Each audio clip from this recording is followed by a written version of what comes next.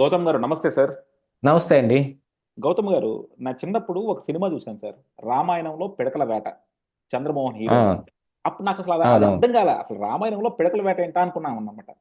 కానీ అదే ఈ అండి. రోజు రాజకీయాలు చూస్తుంటే నాకది అర్థమవుతుంది సార్. 'రామాయణంలో పిడకల వేట' అని. అంటే ఇ మనకి తెలంగాణలో చూసుకున్నా సరే ఎన్నో సమస్యలున్నాయి. తెలంగాణలో రేవంత్ రెడ్డి గారొచ్చినాక హైడ్రా ప్రాజెక్ట్ కావచ్చు, లేకపోతే తెలంగాణ డెవలప్‌మెంట్ కావచ్చు, లేతే వివిధ విషయాల మీద చాలా మటుకు జనాల్లో అసంతృప్తి ఉంది. అన్నిటిని రేవంత్ రెడ్డి గారు పక్కన వదిలేసి, ఇప్పుడు ఈ అల్లు అర్జున్, ఈ తొక్కిసలాట అనే ఇష్యూని అసెంబ్లీ వేదికగా తీసుకొచ్చారు. నాకందులో 2 పాయింట్లు ఒకటి నాకు నచ్చలేదు సార్. అంటే రేవంత్ రెడ్డి గారన్నారు, "నేను ఈ కుర్చీలో కూర్చొని ప్రజల్ని బాగా చూసుకోవాల్సిన బాధ్యత నాది. అక్కడేదైనా తప్పు జరుగుతుంటే నేను చూస్తా కూర్చోలేను. ఆళ్ళని అరెస్ట్ చేయించాలో, లేకపోతే వాళ్ళకి శిక్ష పడేలా నేను చూసుకోవాలన్నట్టు మాట్లాడారు. అది బానే ఉంది. మరి ఇదే గనక చూసుకుంటే మనం 2015, 14లో రేవంత్ రెడ్డి గారు ఒక ఎమ్మెల్యేని కొనబోతున్నప్పుడు అప్పుడు పట్టుకొని ఆయన్ని ఆహ్, ఆహ్, అరెస్ట్ ఏసీబీ అ వాళ్ళు అరెస్ట్ చేసి జైలుకి అరెస్ట్ చేశారు. పంపించారు. అరెస్ట్ చేశారు. మరి ఆ రోజు చూసుకుంటే గూడా మరి కేసీఆర్ గారు తప్పు జరుగుతున్నప్పుడు ఆయన ఆ చైర్‌లో కూర్చొని చూస్తే ఎలా ఉంటాడు? ఆయన కూడా యాక్షన్ తీసుకోవాలి గదా! ఆయన కూడా అదే యాక్షన్ తీసుకున్నారుగా. ఆ రోజు కేసీఆర్ మీద మీరు తొడలు కొట్టారు. ఆ రోజు మీరు అరెస్ట్ అయ్యి మీరు బయటకొచ్చినప్పుడు అంతమంది జనాలతో మీరు పెద్ద ర్యాలీ చేసుకొనొచ్చారే! ఆ రోజు మీరు ర్యాలీ చేసుకున్నప్పుడు తప్పు లేదు. మరి ఈరోజు అల్లు అర్జున్ ఆయన అరెస్ట్ అయ్యి బయటకొచ్చినప్పుడు సినిమా ఇండస్ట్రీ అంతా ఆయన చుట్టూ ర్యాలీ చేస్తున్నారు. నా మీద విమర్శలు చేస్తున్నారు అని తీసుకున్నారు. అసలు ఆ రోజున్న రేవంత్ రెడ్డికి, ఈ రోజున్న రేవంత్ రెడ్డికి ఎందుకంత తేడా వచ్చింది? అంటే పవర్ ఎవరి చేతిలోకొచ్చినా సరే ఇలాగే మారిపోతూ ఉంటారా సార్? తేడా ఏం లేదండి.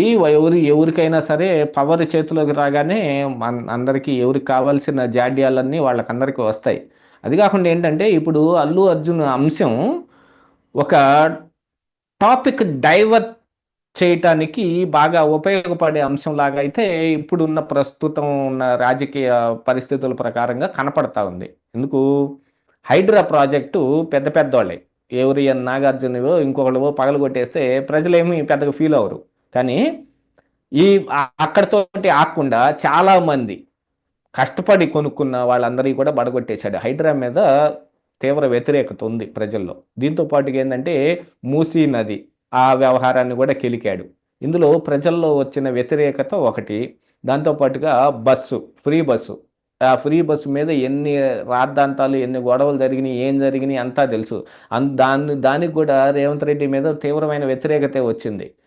ఇవన్నీ కాకుండా మొన్న పొంగులేటి శ్రీనివాసరెడ్డి ఆయన వేరే దేశంలో ఎక్కడో ఉండి తెలంగాణలో దీపావళి వారం రోజుల ముందే రాబోతుంది, బాంబులు పేలబోతున్నాయి, కేసీఆర్, హరీష్ రావు ఎవరో ఒకళ్ళు అరెస్ట్ అయిపోతారు అని ఒక పెద్ద ప్రగల్భాలు పలికి ఎవరిని ఇంతవరకు అరెస్ట్ చేయలేకపోయారు.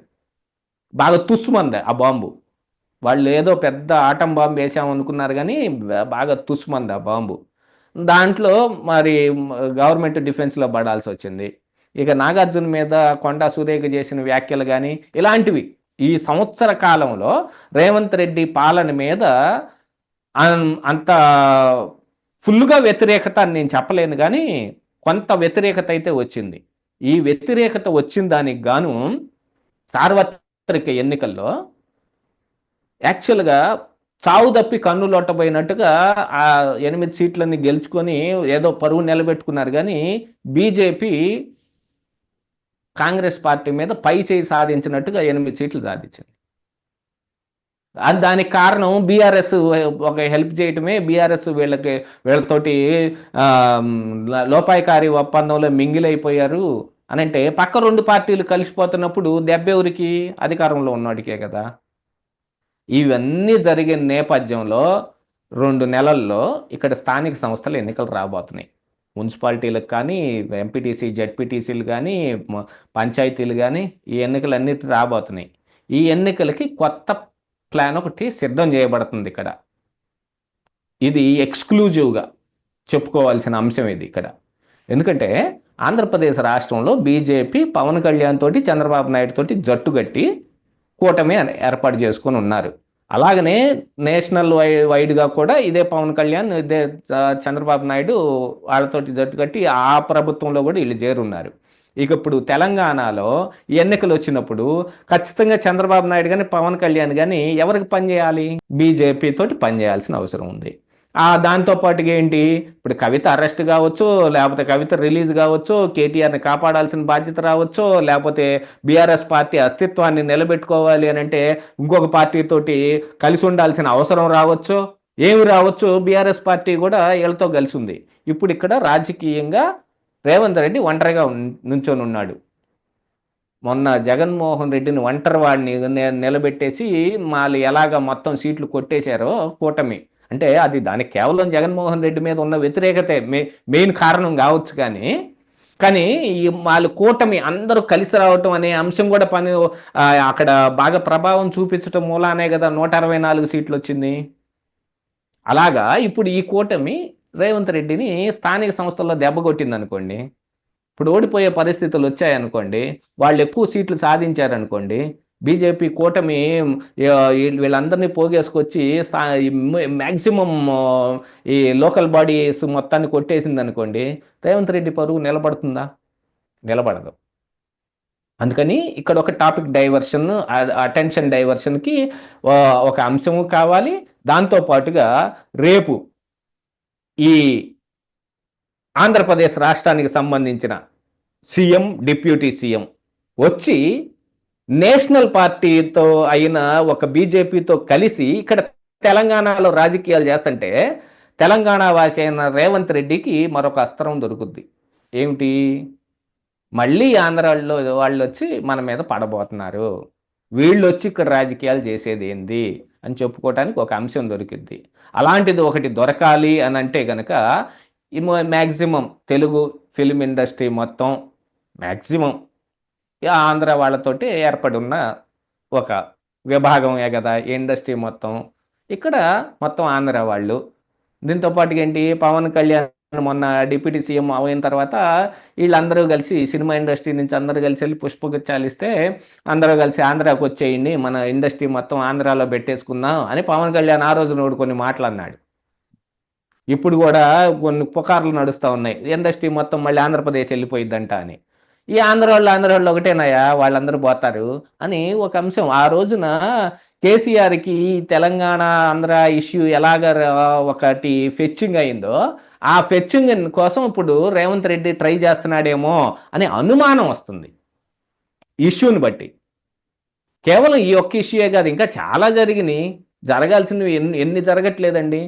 ఏం రోజుకి ఎన్ని రకాలైన అంశాలు జరగట్లేదు. అందులో ఇది ఒకటి. అల్లు అర్జున్ని అరెస్ట్ చేశారా, అతను జైలు నుంచి బయటకు వచ్చాడా, ఇంకేదైనా జరిగిందా అనేది, అతను హైప్ చేసుకోవటం కోసం ఏం చేశాడా అనేది తీసి పక్కన పెట్టేస్తే, ఇక్కడ రేవంత్ రెడ్డికి టాపిక్ డైవర్షన్ కోసం రేపు స్థానిక సంస్థల్లో ఒక అంశం కోసం, రెండిటి కోసం దీన్ని పెంచి పోషిస్తున్నాడేమో అని అనుమానం కలుగుతుంది. ఇక్కడ రేవంత్ రెడ్డి రాజకీయం చేస్తున్నాడు. ఆ తల్లి చావు కానీ, ఆ బిడ్డ చావు బతుకులు కానీ. అటు అల్లు అర్జున్కేమో సినిమా హైప్కి కావాల్సి వచ్చింది, ఇటు రేవంత్ రెడ్డికి ఏమో రాజకీయానికి కావాల్సి వచ్చింది. అంతే తప్ప వాళ్ళ మీద అపారమైన ప్రేమనో ఇంకోటనో చెప్పటానికి లేదు. ఎందుకంటే పొసెషన్ జరిగితే ఎప్పుడు తోపులాట్లే జరుగుతాయి. వాళ్ళు కూడా ఎన్నో రకాలైన పొసెషన్లు చేస్తానే ఉన్నారుగా. అన్నీ జరుగుతున్నప్పుడు దీన్ని కేవలం రాజకీయానికే వాడుతున్నాడు రేవంత్ రెడ్డి అనేది గట్టిగా అందరికి ఉన్న అనుమానం. రేపు ఇక తీసుకోబోయే నిర్ణయాలను బట్టి రేపు ఖచ్చితంగా మరి ఈ అంశాలన్నింటినీ పరిగణలో పెట్టుకున్న తర్వాత మరి ఆంధ్ర నుంచి టీడీపీ కానీ పవన్ కళ్యాణ్ కానీ వచ్చి ఇక్కడ వీళ్ళకి ఏమైనా సహాయపడతారా, లేకపోతే మనకెందుకు వచ్చిన వాళ్ళే మనం పక్కన ఉందాం, ఇప్పుడు వెళ్ళి ఆడ గెలకాల్సిన అవసరం ఏముంది, మీరు అక్కడ చూసుకోండి, మనం ఇక్కడ వరకు మనం చూసుకుందామని వాళ్ళు అక్కడే ఆగిపోతారా? చూసుకోవాలి కదా. ఇప్పుడు పవన్ కళ్యాణ్ అంటే కేవలం రాజకీయాలే కాదు, ఇటు సినిమా ఇండస్ట్రీ కూడా, మనం అది కూడా గుర్తుపెట్టుకోవాలి. ఇట్లాగా చాలా అంశాలన్నిటి మీద కనుక ఒక మిక్సీలో వేసి రంగరిస్తే చివరి ఆఖరికి ఏదో ఒక జ్యూస్ వస్తుంది చూడండి. ఆ ఏదో ఒక జ్యూస్ కోసం, అందులో వచ్చే బెనిఫిట్ కోసం రేవంత్ రెడ్డి చూస్తున్నాడు అనేది చాలా మందిలో ఉన్న అనుమానం. ఇక ఫ్యూచర్గా తీసుకునే స్టెప్పులను బట్టి ఆయన సంగతి, అసలు సంగతి ఏందని బయటపడిపోయింది. ఎందుకంటే రేవంత్ అంటే మనందరికీ, అంటే ఎస్పెషల్లీ నాకు అత్యంత గౌరవం సార్. ఎందుకంటే ఒక ఫైటర్ లాగా రాజకీయాల్లోకి వచ్చాడు. ఎందుకంటే ఏ ఫ్యామిలీ సపోర్ట్ లేదు. మిగతా ఎవరిని చూసుకున్నా ఈరోజు జగన్మోహన్ రెడ్డిని చూసుకున్నా, కేసీఆర్ని, కేటీఆర్ని చూసుకున్నా సరే వీళ్ళంతా రాజకీయ దీంట్లో ఒక ప్రయాణంలో వచ్చారు. లేకపోతే కొన్ని సెంటిమెంట్స్ని వాడుకొని వచ్చారు. కానీ రేవంత్ మాత్రం తన రాజకీయాన్ని తన యాటిట్యూడ్ని నమ్ముకుని రాజకీయాల్లో ఇంత స్థాయికి వచ్చాడు. కానీ అలాంటి రేవంత్ రెడ్డి కూడా ఇలాంటి సిల్లీ ఇష్యూస్తో అనవసరంగా ప్రజలను డైవర్ట్ చేసి అతనికి వచ్చిన అమూల్యమైన టైంని కానీ అమూల్యమైన పవర్ని కానీ మిస్యూజ్ చేస్తున్నాడేమో అని భావన అనమాట. ఎందుకంటే వీళ్ళు ఒక 10 సంవత్సరాలు కనుక రాజకీయంలో ఏంటంటేనండి పవర్ మిస్యూజ్ ఇదంతా కూడా ఉత్తుత్తి మాటలే. ఎప్పుడైనా సరే ఆ పవర్ మన దగ్గర నిలబడి ఉండటం అనే దానికి ఏమైనా చేస్తారు. అదే దానికోసం ఇందిరాగాంధీ ఎమర్జెన్సీ దాకా వెళ్ళింది. ఆ ఈ జగన్మోహన్ రెడ్డి చంద్రబాబు నాయుడు అరెస్ట్ దాకా వెళ్తాడు. పవన్ కళ్యాణ్ ఎప్పుడో చచ్చిపోయిన పెరియారు గురించి రాముడి చిత్రపటానికి చెప్పులు దండే వేసిన దగ్గర నుంచి మాట్లాడుకుంటా వచ్చి ఇప్పుడు సనాతన ధర్మానికి వీరుణ్ణి నేనే, దక్షిణ భారతదేశం మొత్తంలో సనాతన ధర్మాన్ని కాపాడుతున్న వీరుణ్ణి నేనే అని చెప్పుకునేది కూడా ఆయన సీఎం సీటు కోసమే. ఫ్యూచర్ లో మరి 2029లో కలిసి పోటీ చేస్తారనే భావన అయితే ఏమి లేదు. అప్పుడు ఖచ్చితంగా సీఎం సీటు కోసం పవన్ కళ్యాణ్ గట్టిగా పోరాటం చేయడానికి ఇప్పటి నుంచే అన్ని అంశాల్లోని ఏలు పెడుతుంటాడు. ఏదైనా ఏంటంటే పవర్ అన్ని పునాదులు వేసుకుంటా రోడ్డు వేసుకుంటా వెళ్తా ఉన్నాడు. ఆ రోడ్డు వేసుకుంటానికి మరి ఎప్పుడు పెరియారు మాట్లాడిన తర్వాతనే అంబేద్కర్ పెరియారు కలిసి దిగిన ఫోటోని ఆయన షేర్ చేసుకొని వీళ్ళు నా హీరోలు అని చెప్పుకున్నాడు. ఇప్పుడు పాస్టర్లు అందరూ కలిసి ఎదురుగా ఉంది మా మీటింగ్ అనుకుంటాను. ఆ టైంలో నా ఫ్రెండ్ ఒకతను చాలా చిన్న ఏజ్ లో పాస్టర్ అయిపోయాడు, నాకు అప్పుడు బాప్తిజం కూడా ఇచ్చాడని చెప్పాడు. ఒకసారి బాప్తిజం బుచ్చేసుకుంటాడు, ఒకసారి సనాతన ధర్మ వీరుడవుతాడు, ఇంకోసారి వారాహి డిక్లరేషన్లు పెడతాడు, సనాతన ధర్మ బోర్డు పెట్టాలంటాడు, అన్నిటికన్నీ చేస్తాడు. 2019 ఎలక్షన్ ప్రచారం చూస్తే తెలుస్తుంది మన పవన్ కళ్యాణ్ గారి కమిట్మెంట్. వైజాగ్ వచ్చి వైజాగ్ క్యాపిటల్ అంటాడు, అమరావతి వెళ్ళి అమరావతి క్యాపిటల్ అంటాడు, అనంతపూర్ వచ్చి అనంతపూర్ క్యాపిటల్ అంటాడు, కర్నూలు వెళ్ళి క్యాపిటల్ అంటాడు. అక్కడ బిఎస్పి పార్టీ తోటి మిలాఖత్ అయ్యి పోటీ చేస్తాడు. అదే బిఎస్పి పార్టీని పెట్టిన కాంశీరాము ఆ పెరియారి ఫాలోవరు. వీళ్ళంతా నాస్తికవాదంలో ఆ పెరియారికి ఫాలోవర్స్. ఆ బిఎస్పి తోటి కలిసెట్ట పోటీ చేశాడు, అక్కడ పెరియార్ని మళ్ళీ రాముడి చిత్రపటానికి చెప్పులు దండేశాడని ఎలా తిట్టాడు? ఏంటో అర్థం కాని సంగతి. అదెంత సరే టాపిక్ డైవర్ట్ అవుతుంది కానీ ఇదంతా ఎందుకు వీళ్ళు చేసేది?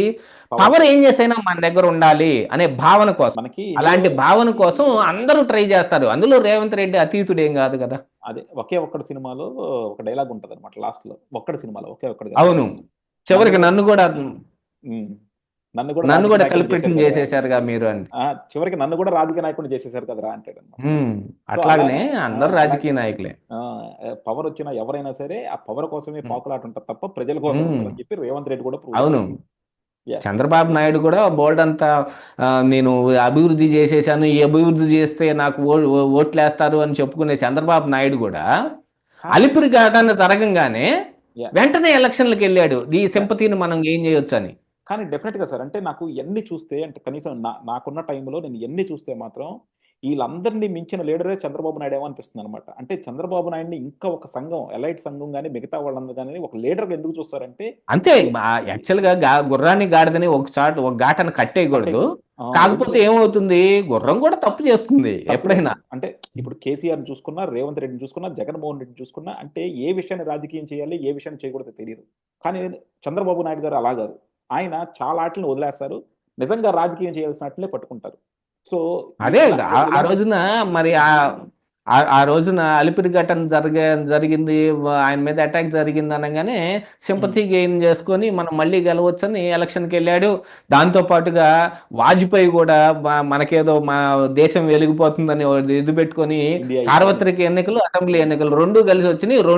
రెండు చోట్ల ఇక్కడ ఈయన ఓడిపోయాడు, అక్కడ ఆయన ఓడిపోయాడు. రెండు చోట్ల కాంగ్రెస్ పార్టీ ఇటు ఆ రాష్ట్రంలోనూ అటు దేశంలోనూ వచ్చి కూర్చుంది 10 ఏళ్ల పాటు. కానీ డెఫినెట్గా సార్ ఇది మన చంద్రబాబు నాయుడు గారి గురించి వేరే వీడియో ఒకటి చేద్దాము. డెఫినెట్గా వీళ్ళందరినీ చూసినాక నిజంగా అసలు ఆయన స్థాయి వేరేమో అనిపిస్తుంది అనమాట. Thank you very much sir.